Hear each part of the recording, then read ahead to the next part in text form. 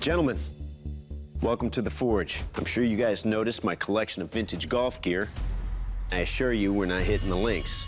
Today you'll be forging signature blades harvested from the steel in these golf clubs. Golf clubs. What? Just to make things more interesting, I'm also including a golf ball size bearing of 52-100 high carbon chromium steel that you must also incorporate into your blade. I was happy to see the ball bearing. I know what to do with that, but golf clubs? Who makes knives out of golf clubs? Good luck, gentlemen. Your 10-minute design window starts now. What I'm gonna make is a combat camp knife. Gives you a little more leverage when you're cutting. I'm anticipating having to do a sand my construction, forging out the heads of those golf clubs and sandwiching that bearing steel between it. The hardest part about using the golf clubs is how to put the steel together. Probably the best way to put a head of at least two of the golf clubs in a sandwich, forge weld them together, and make a blade that way. My plan is to make a camp knife. It has a wide belly, and it should cut right through that meat. Nicholas is tasting the clubs. I do this all the time with steel to see if I can tell what it is. You can sort of tell a little bit, sometimes by the taste on it. Hey, man, everybody got their way. The head is probably the most usable object because the shaft seems to be mild steel, not a high carbon steel. I pick the sacks, it's very simple, straight edge, slightly curved back.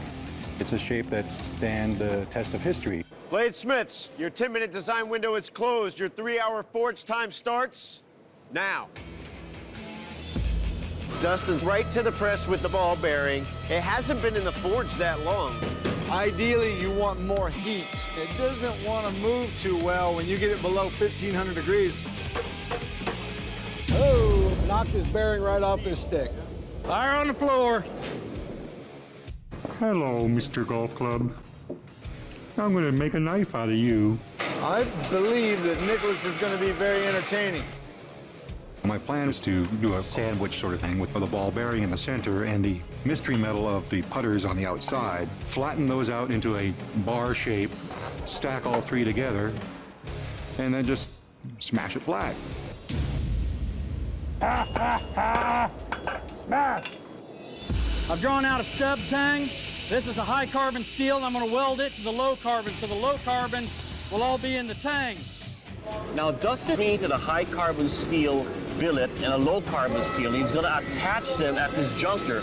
As long as it's forge welded together, it should be just fine. Steven's got his steel forge welded together, and he's drawing out his piece really nice. It's looking great. I'm thinking, hey, you know, looks like I got a good weld. Nope, it just popped up on the end. Did you see that? I'm going to cut off those little B-lambs that run across the blade. Hopefully that's going to fix this. I think that's a smart move. God willing. The blade basic shape is all there. Rather than having to drill the holes after it's probably hardened, I'm punching the holes for the scales for the tang. Look at that, look at that. We have holes being drifted. Drifting holes is not the easiest thing on the planet to do well. Those are skills you develop over a lot of time. The anvil's made for hobbits. Yeah! One time I got the advantage. I've got my forge welding done. The tang took, it's a little thinner than what I wanted it to be at that junction. But this will work. At this point, I've got to get the blade hardened. If it's not hardened, it's not a blade. Fire in the hole! Look at Dustin's junction right now. You've got two pieces of material coming together at what is the thinnest spot on that entire blade. For a log chop, that could possibly be a catastrophic failure. We're gonna do a little old-fashioned heat treating. So I'm heating this edge up with the torch, and I'm seeing those little B-lambs. B-lamb City. Woo! And I'm just praying that they aren't gonna come apart further in testing. That's the very thing that can send you home. Steven is quenched. Dustin has quenched. Nicholas has quenched. The fires of Mordor over there. 3, 2, 1. Bladesmiths, drop your tools, shut down your machines. Gentlemen, this is the strength test. I'll be testing the strength and durability of your knives by chopping into this piece of wood 10 times. Steve, are you ready? Absolutely. You better be. I've looked at my blade, I've looked at the other blades. I know the type of blade that I've made is a very good chopping knife, so I'm confident this blade is going to perform well.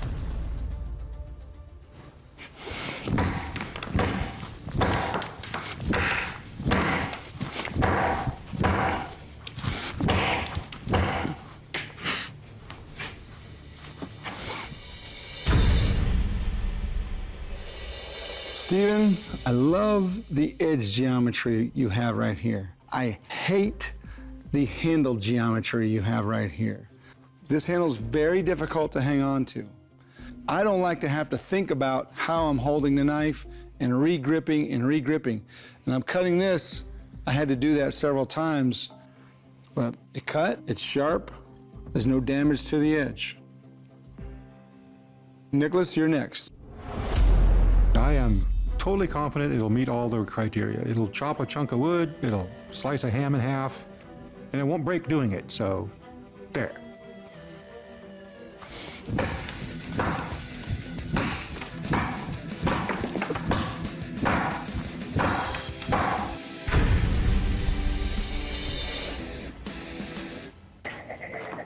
Well, Nicholas, there's no damage to your edge. But it is not my favorite shape that I've ever seen on a knife. Yeah. I appreciate that you put 3 lanyard pins in it, and I used this one for the lanyard, which worked good. However, your handle being very skinny makes it difficult to keep it from ratcheting out of my hand. And if it wasn't for that lanyard, it would have wiggled out. If we're designing a knife for chopping, I don't want to have to think about that. I just want to let the tool do the work. But it was sharp, there's no damage. Overall, not bad. Dustin, are you ready? Hell yeah. All right. I feel pretty confident going into testing. I know my handle's strong, I know my blade's strong, but that junction between the blade and the tang itself worries me a little bit.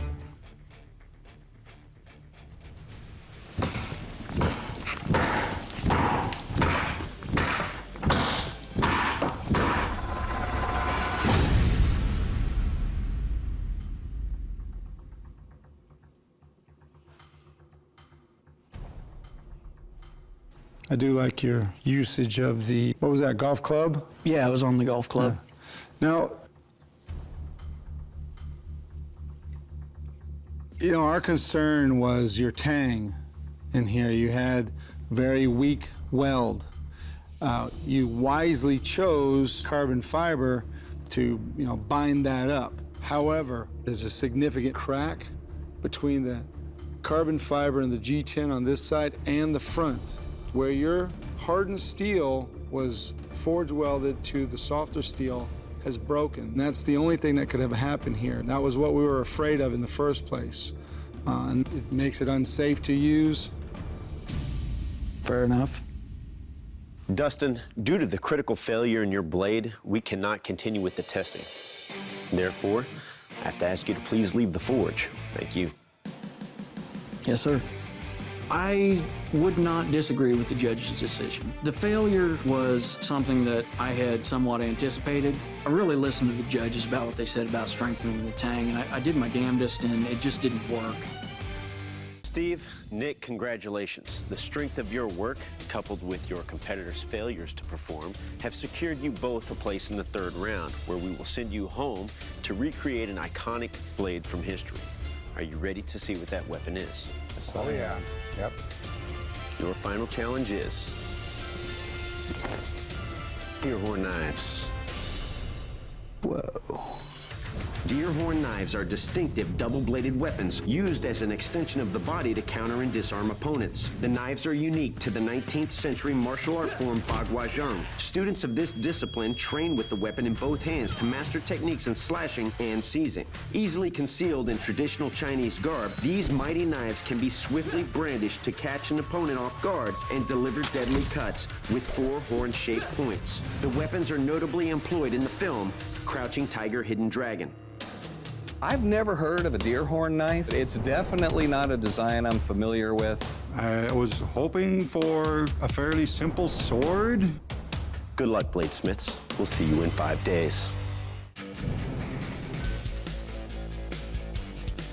Today I start the deer horn knife. I want to make this thing look like deer antlers. I'm used to making straight pieces. This thing has curves all over the place, and I have to make 2 of these things.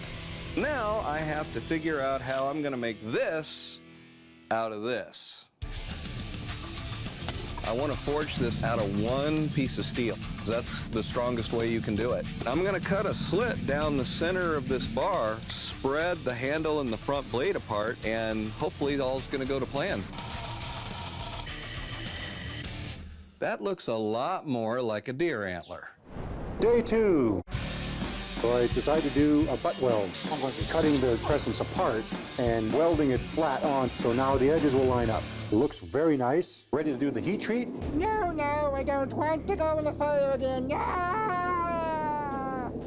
My only concern right now is if this weird shape decides to warp at all, it could be a problem. Go into the quench.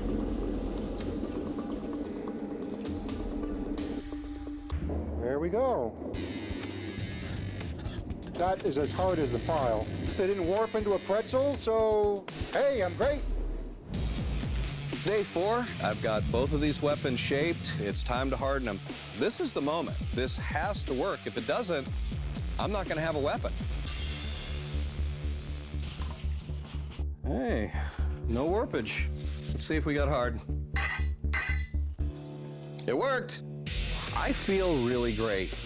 I'm grinding the bevels, everything is coming together, and then I see it. Uh-oh. I've got a crack in one of my blades. That's heartbreaking. It's going through both ends, and there's nothing I can do about it. I've got to test it.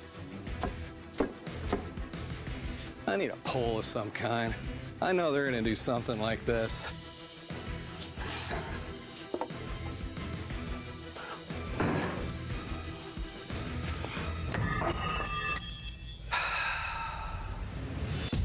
Day 5, I feel like crap.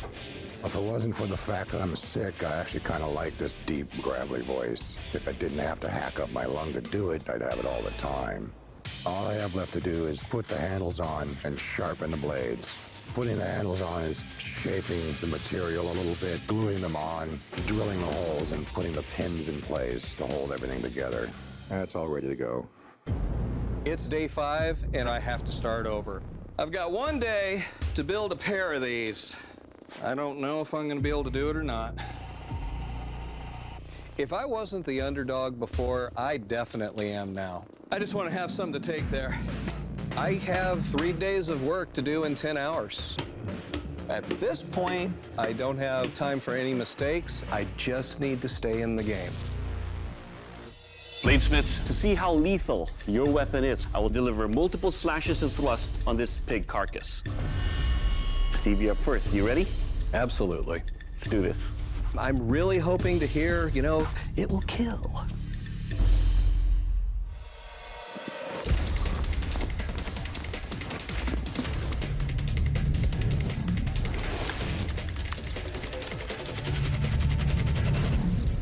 Whoa. Well, Steve, you know, I was surprised being that you only have a scale on one side for the handle and none on the other. It is a rustic look, but nonetheless, it is actually comfortable to hold on to. Your tips over there, sharp enough to cut, easy to thrust with the bottom and deliver a slice at the same time. Overall, your weapon will kill. Yeah. All right, Nick, you're next. Are you ready? Oh, yeah.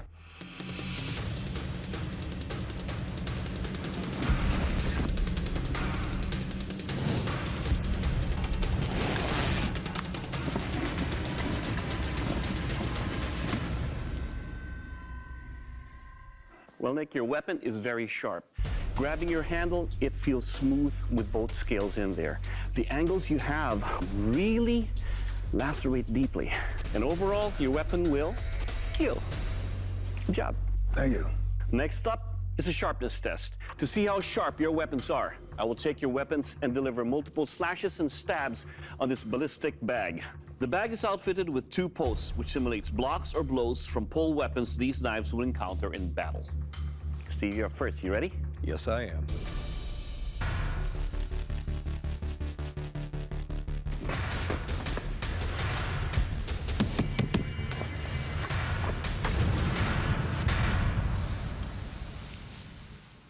Well, Steve, the points are sharp. They lacerate cleanly. It feels good in the hand. I can maneuver. This, sir, will cut.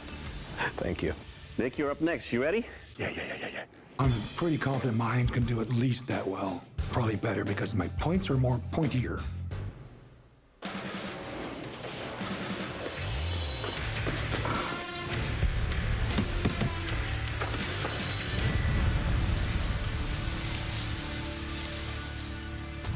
Well, Nick, you can see that it penetrates deep, the angles you have them in, and lacerates out. They're comfortable in the hand, and your blades will cut. Thank you. Next up is strength test. Dave? To test the strength of your weapons, we're going to clamp them into our contraption back here. Once triggered, a staff will strike the center section of each of the blades, one time with a force of 2,000 pounds, simulating the kind of attacks these weapons could historically encounter in combat. Steve, are you ready? Yes, I am. 3, 2, 1. In 3, 2, 1.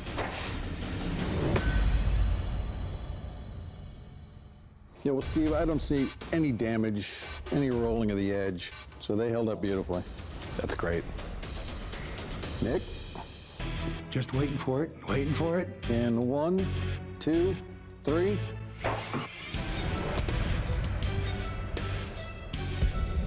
And it broke the stick. 3, 2, 1.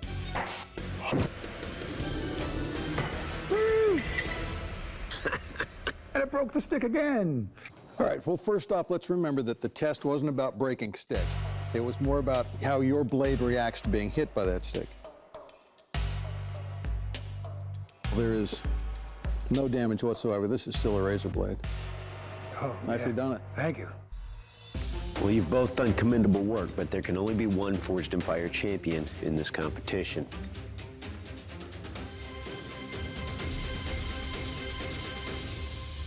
Nick, congratulations, you are the Forged in Fire champion. Steve, your weapons did not make the cut. Dave will explain. As Doug said, I really commend you for doing what you did on such a compressed timeline. Thank you. In the end, it came down to the fact that the scales aren't quite on. There's gapping. There's still some marks from where you cut the steel open, and that's why we're letting you go. I understand. Steve, it's that time. Please surrender your weapons. Congratulations. I'm not surprised at the result. There is a natural energy that guides all of us throughout our lives, and this is how everything naturally unfolded. Unfortunately, it didn't go my way this time, but I'll be back. Nick, congratulations. You're the Forged in Fire champion and will be receiving a check for $10,000. How do you feel? Pretty darn good. Awesome. Good job, brother. That's me.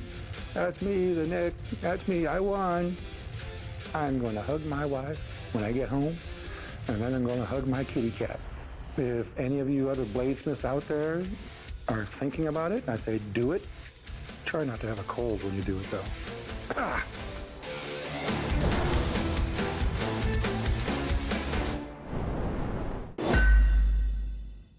Bladesmiths, welcome back to the Forge. This is a redemption challenge. Each of you suffered excruciating losses in your respective competitions that sent you home without the title of Forged in Fire champion or that 10 grand. But because you all showed skill and tenacity, you've been given another opportunity to compete for those things in front of our panel of expert judges. All right, gentlemen, you'll notice that your anvils are bare. The only steel that we'll be offering you today will be in the form of jackhammers. In this first round of competition, you'll be forging blades in your signature style using steel from these jackhammers. You will have 10 minutes to work on your design. You will have 3 hours to forge your blades. Good luck, Bladesmiths. Your 10-minute design window starts now. I don't believe that my focus last time was 100% on competing. I think my focus was on the experience. So this time I'm here to win.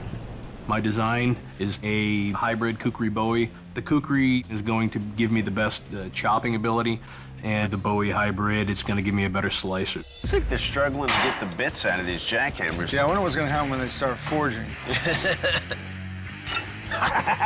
You son of a... I got it. I'm planning on making a competition chopper. Would easily handle chopping wood and should take a fish out, no problem. Last time, I just kind of was in a full panic. So this time I think I'm just gonna try and maintain a little bit more composure, and I think I'll do a lot better. I think I was invited back to compete because I'm beautiful. Coming back for a redemption, it's 3 different guys, brand new, different challenge. Anything's possible. I'm gonna make a competition chopper because it's gonna take a beating and it has a little bit of curve to the edge for slicing. Bladesmiths, your 10-minute design window is closed. Your 3-hour forge time starts now. Pretty confident that I have enough material to achieve the shape of knife that I'm trying to make. So I cut off the sides of the bit to make it easier to draw it out. That's not a good move. A lot of times these guys will cut off steel and then knead it later on. Right. Now, Eric, I think has done a great job of forcing that blade down and drawing it out. So now he's got a nice wide piece of steel. Last time at this point right here, I was beating my head against the wall trying to split my stock. That's probably the most difficult way to do this type of weld. I was making mistakes and not changing my course of action. I know that if I screw up, if something happens, I'm off first again. And that is a pill I do not want to swallow. It's moving good, everything's working out the way it should, and I've already got the thing curving in the right direction. James is peeling off layers. The temperature is getting a little warm. Oh, get a tan! My eyes! Ah! Welding! Oh, that's good. Right now, I was still pretty good last time. It was when I got to the grinder was when I had the problem. I realized that I'm drawing my steel out thinner than the parameters that I'd set for myself originally, so I need to alter my game plan.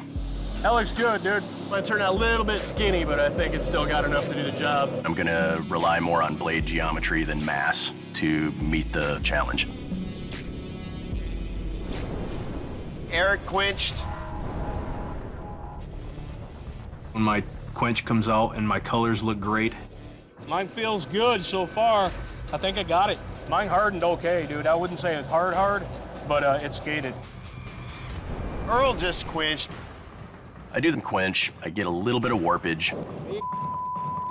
It was initially pretty alarming, but with Morgan's experience with his steel, what I was predominantly worried about was the hardness. I mean, it's biting. Think it hardened at all? Nope.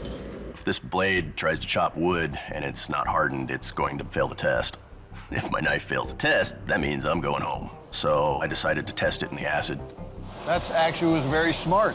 The hardened steel is going to color up different than the softer steel. Wow.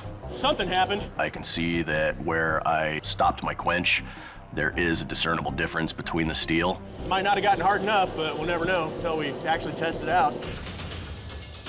James, his blade's handy oiled. Yeah. I haven't seen him check the hardness. He didn't get the memo. Seems like he's not even checking. I don't foul test my blade. I'm pretty confident that it's hard. 3, 2, 1. Bladesmiths, shut down your machines. This is the strength and durability test. I'll be taking your blades and chopping into each of these beams 7 times. Remember, this is not about what happens to the wood. This is about what happens to your blade. James, are you ready? Yes, sir. Last time I was on, my blade broke. So I'm thinking in my head, please, please, please perform well.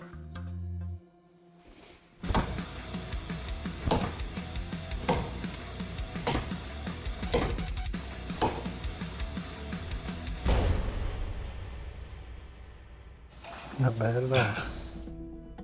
I like the blade design. It lends itself well to cutting, but there is a little bit of edge deformation here, a wire edge that's kind of rolled over a little bit. Oh, man. At this point, there's a chance that I could be going home. Eric, are you ready? Let's do it.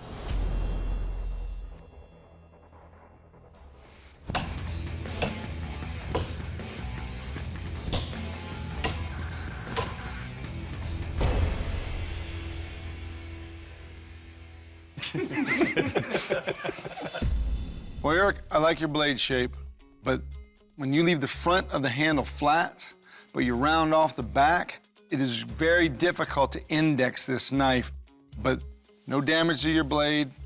Well done. Thank you. Earl, are you ready? Yes, sir. Good.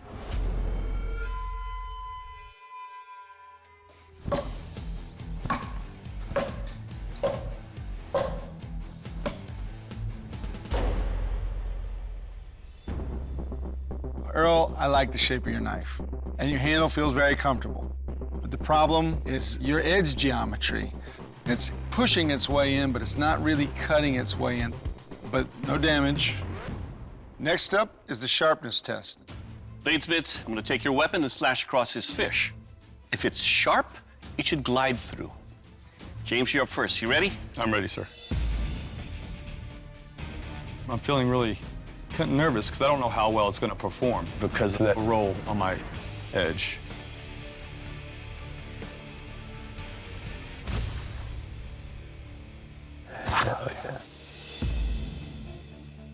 When I grabbed onto your handle here, it fit nicely.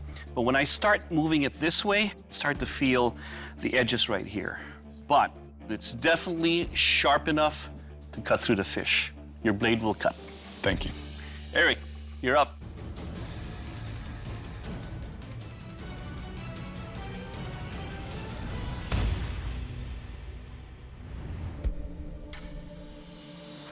One thing I love about it is the balance. There was no drag. Felt good. It felt like I chopped something. So thank you for that excitement. The handle is smooth. There are no rough edges, and it will cut. Thank you. Earl, your turn. You ready? I'm nervous right now. I've made a solid knife, but I think it could be sharper.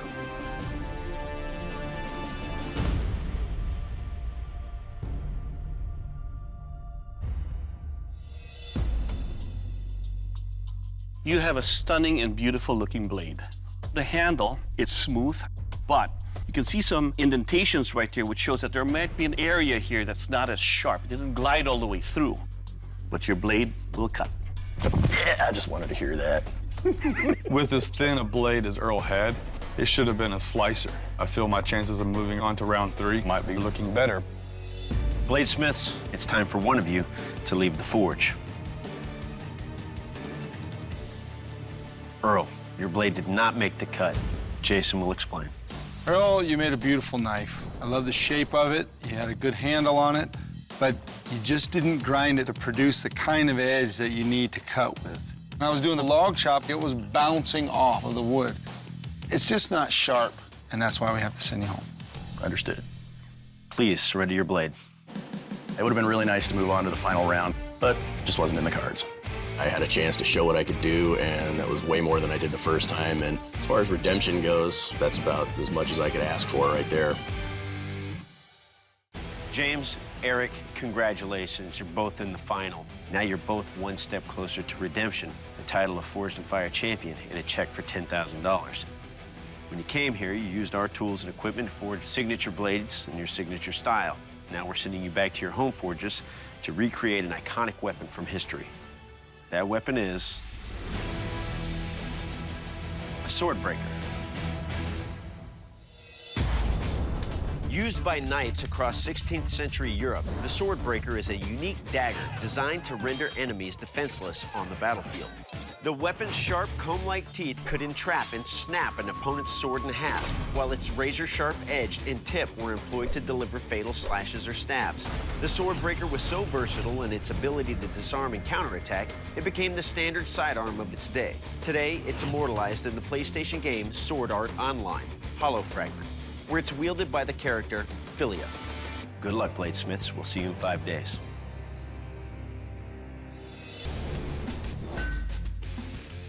I'm back in my home forge. Last time I was on, I was sent out first. So to make it through to the finals, I'm elated. I'm assuming we're gonna try to break some swords, and I'm all right with that. I'm actually thinking of going with a club designed for my teeth. It's giving them a lot more mass, a lot more weight, and a lot more meat to bite into and to dig. So hopefully that will prove to be a good design. Maybe someday it'll end up in a museum. I'm gonna establish my point, kind of narrow that down, taking the corners in. I'm making a lot more progress than I expected, but the hard part's coming up. The hard part's gonna be the meticulous parts of this build. Time for day 2. First thing I'm gonna do is I'm gonna drill the holes and then finish cutting all of those teeth in before heat treat. That looks pretty wicked right there. I was originally gonna cut these into a spade look, but the triangular look is really badass. It's gonna save me a lot of file time. Oh, so pretty. I'm gonna let this forge warm up a little bit. I gotta get my quench tank, then I'll be ready for a hardening cycle. I don't usually quench blades this big, so it's gonna be difficult. All right. I'm heating up some scrap material to heat the oil. See if I can get about 120 degrees in there. You need to heat up the oil because you don't want to shock the steel while hardening because it will potentially crack. Damn it. Damn it, what the is going on? I'm just fixing to waste about 2 gallons of oil. The steel punches a hole in the bottom of my PVC cap. That sucks. I don't know what to do now.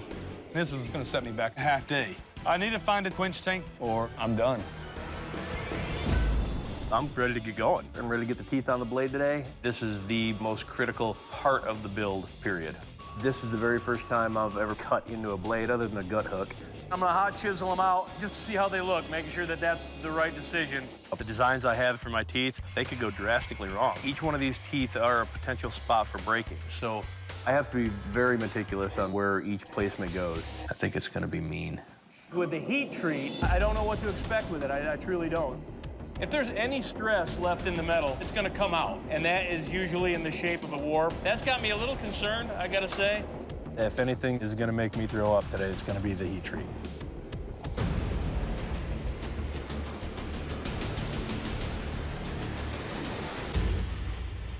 That's really good. They're nice and straight, and they look terrific. I'm happy.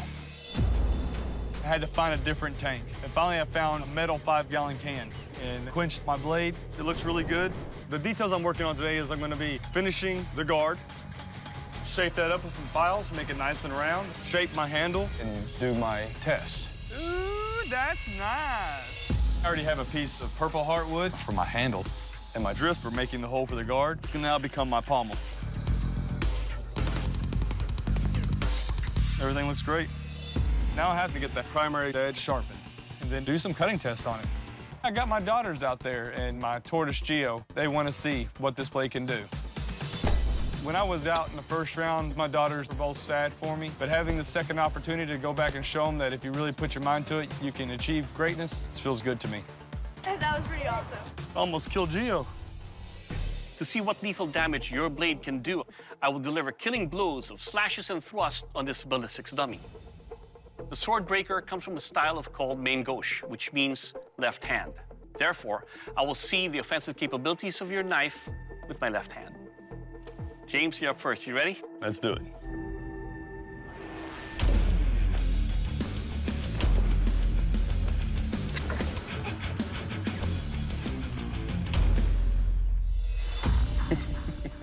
Well, James, as an offensive weapon, it slashes nicely and punctures easily for a deep cut. But at the same time, I know that sword breakers have to be held this way. It wants to go this way. Nonetheless, it cuts, it stabs, and it will kill. Good job. Thank you. Eric, your turn. You ready? Yes, sir.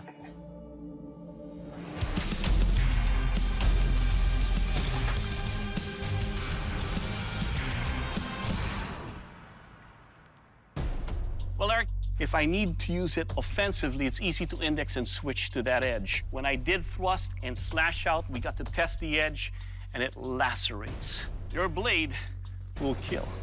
Thank you. Now, to test the sharpness of the edge of your blade, I'm going to cut the rope first, the fish, and then the meat. Our forged and fired trifecta.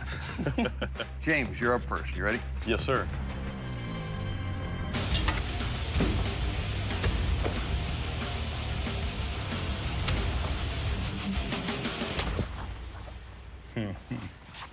Hell yeah. All right, James. Wicked sharp. Going from there, the sword breaker in particular, is a left-handed weapon. Now, that ring is to protect your knuckles. Oops.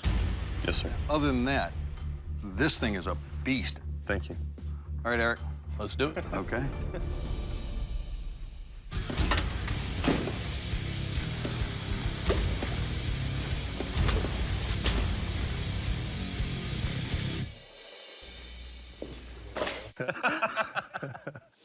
All right, first off, that's sharp. That just went right through the rope, right through the fish. Didn't cut all the way. That was me, not the knife. You can see the cuts on that beef. Yeah. Yes, sir. Just clean, straight through. Knuckle guard above the knuckles. crenellations forward. They can catch with that, stop things. That's great. All in all, I think it's a great looking piece, and it is definitely sharp. Thank you. All right, gentlemen, this is the strength test. The sword breaker's teeth were designed to grab onto an opponent's weapon and hold on fast. Now, to test the strength and durability of your blades, we've hooked them into our mechanical contraption here. What that piston is going to do, it's going to pull your blade that way, bending that rapier, putting a lot of torque on your blade.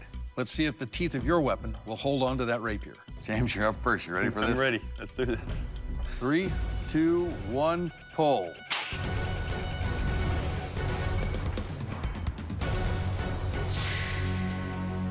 Damn it, man. Oh.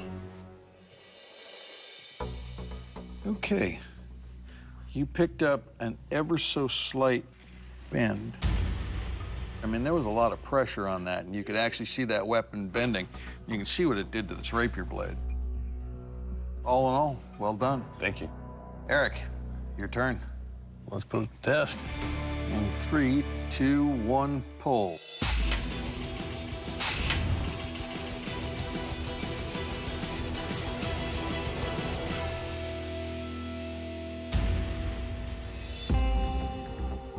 All right, Eric, what happened in our test here is the shape of your teeth, the way they widened towards the outside, allowed that rapier to twist and pop out, as opposed to when you see these historically, that they have sort of a head on these teeth.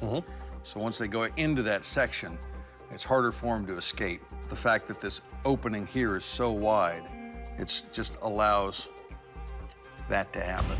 Sure. Other than that, I mean, it held up. You bent the rapier over right until it popped. Your blade stayed true, even after all that flexing. But those wide teeth seem to be a bit of an issue. My blade grabbed the rapier and torqued it better than his, but his sword didn't warp. Mine did slightly. So we're still neck and neck. James, Eric, this was your shot at redemption. However, in this arena competition, there can only be one champion. The Forged in Fire champion is...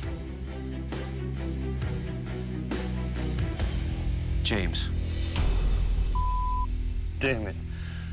Congratulations. Well, thank you very much. Eric, please surrender your blade. I agree with the judge's decision. I have some regrets of choosing the club pattern for the blade, but last episode I was on, it definitely did not show what I'm capable of doing. This time I was able to put forward a competition-worthy blade. So that's redemption itself. James, congratulations. You've redeemed yourself, and you're the Forged in Fire champion who also receives that check for $10,000. How do you feel? Man, it's been a long road. I'll tell you what, I have redeemed myself. All right, James, please present your weapon to the judges. It's much more fun to get to present your weapon to the judges than having to surrender it. 2 years ago, being out in the first round and making it to the championship round, and then now even winning, and this is truly redemption. My daughters will be proud. They can tell their friends, hey, my dad's a Forged in Fire champion.